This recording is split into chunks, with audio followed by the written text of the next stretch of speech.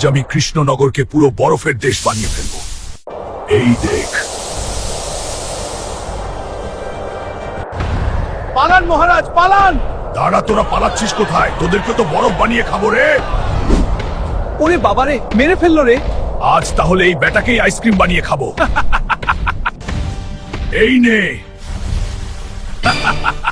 আবার পরে দেখা হবে। মন্ত্রী মশাই তো আইসক্রিম হয়ে গেল। না গোপাল, কিছু একটা উপায় বার করো এর থেকে বাঁচার জন্য।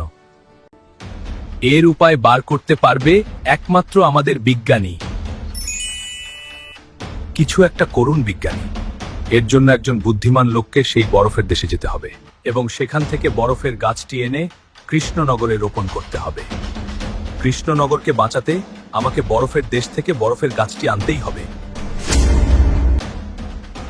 এই নাও, এটা তোমার কাজে লাগবে।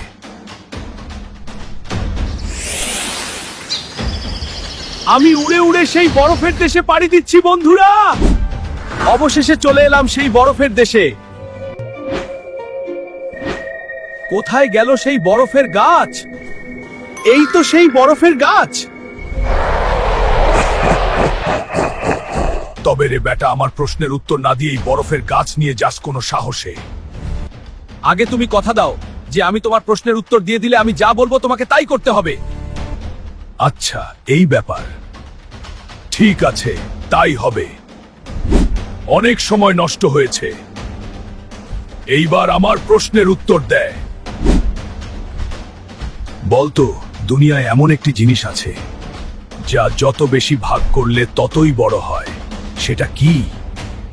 এর উত্তর হবে ভালোবাসা। ভালোবাসা যত ভাগ করা হয় ততই তা বাড়ে। বেটা সঠিক উত্তর দিয়ে দিয়েছে রে। যা, এই বরফের গাছ এখন তোর। তোকে বেটা আবার এখানে আসতে হবে। আমি বরফের দেশ থেকে বরফের গাছ নিয়ে চলে এসেছি মহারাজ। এবার এই গাছ মাটিতে বসালেই কৃষ্ণনগর আবার আগের মতো হয়ে উঠবে। এবার জাদু দেখুন মহারাজ।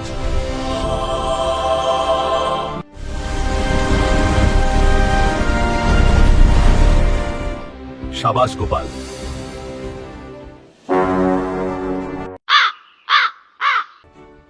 কিন্তু একই গোপাল, মন্ত্রীমশাই তো এখনো আইসক্রিম, থরি এখনো বরফই আছে। দাঁড়া, এবার বরফ দানবের সব জল বার করছি আমি। তো বন্ধুরা, এর পরের কাহিনীটি জানতে হলে ভিডিওটি লাইক করে চ্যানেলটি সাবস্ক্রাইব করো তাড়াতাড়ি।